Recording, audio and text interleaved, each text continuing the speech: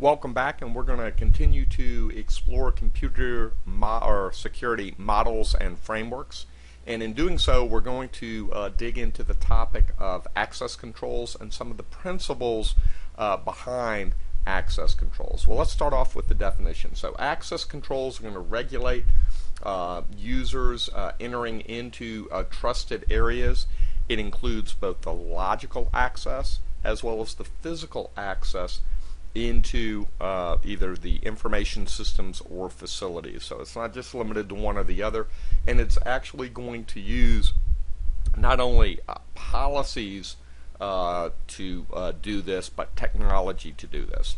So you're going to build some policies around how folks can access information or access facilities. You're going to build some technical controls that are going to control access to either information or to facilities.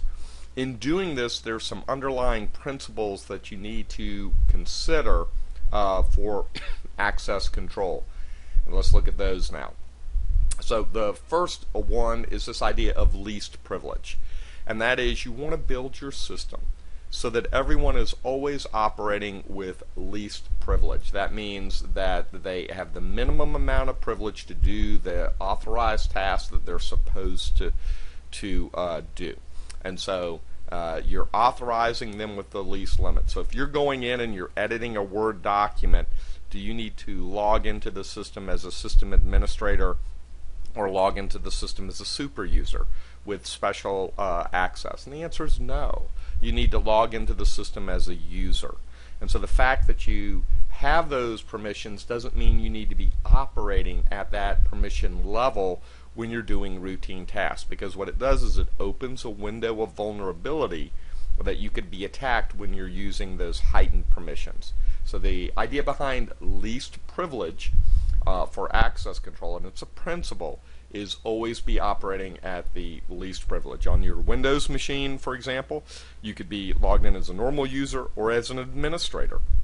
And again, for most normal tasks, you're sitting there watching a YouTube video, you don't need to be logged in as an administrator to do that. Log in and be operating as a normal user. The second component is called need to know, or second principle is called need to know. And that is, you only need access to the information required to accomplish your task. And if you don't need to know, there's no reason to share the additional information. And so again, this is another one of those ideas that controls access to information into systems, is to make sure, do you need to know Johnny's password? Probably not.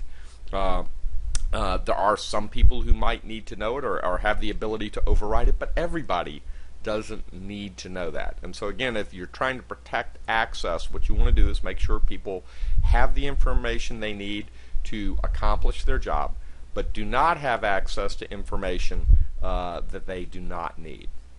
Alright, the third principle that we're going to talk about within access control is this idea of separation of duties.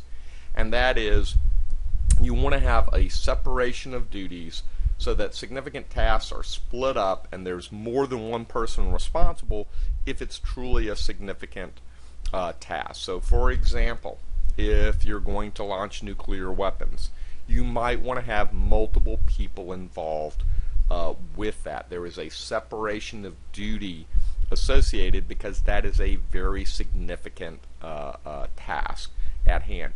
There are other things that within all organizations where you're going to do some separation of duty because it's a significant task, or you don't want to create a conflict of interest issue. Let me give you an example. If you're submitting an expense policy, you want someone other than yourself approving that expense policy. There's a conflict of interest there, obviously, and there's a requirement for a separation of duty. So access control, again, is built around this idea that there's certain tasks that you want to split up so that there are multiple people involved. So I've talked about three key principles of access control: least privilege, need to know, and separation of duty. What I'm going to now do is go in and talk a little bit about some categories of access control. These are preventive, deterrent, detective, corrective, recovery, and compensating.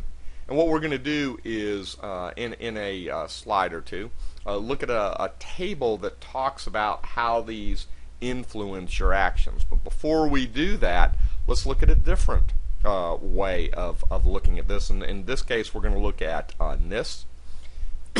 What NIST did is then look at access control categories based on their operational or organizational impact.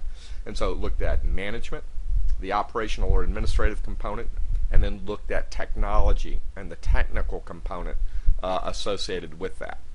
And so let's now look at that particular table that I alluded to a mere 30 seconds or so ago. Here we have that kind of crosswalk.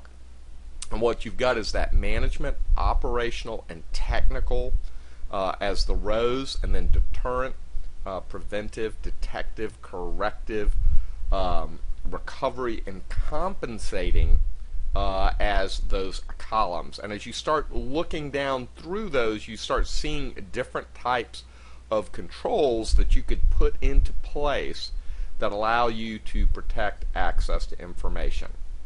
And I'm not going to walk through all of these, but you should see some of your friends see disaster recovery out there, see separation of duty out there, you see defense in depth out there. Keystroke logging out there as a compensating, for monitoring for that, data backups, and some other things. IDS stands for, or IDP is an intrusion detection prevention system. CCTV, hopefully you know what that is, closed caption TV, or the security TV that you can put into place to monitor systems.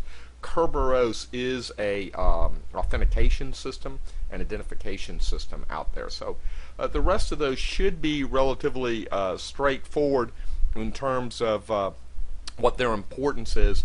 The last thing I want to do in terms of talking about access control, so again, you should see a framework here of how you could do access control, some methods by which you could do that. The last thing I want to talk about is some of these access controls, I think obviously, you want to make mandatory. Okay? And so what you're doing here is you're going to build some access controls, you're going to tie them to a data classification scheme, and we're going to talk about data classification schemes and models in the next video, and then use these ratings to limit user access to information. Okay?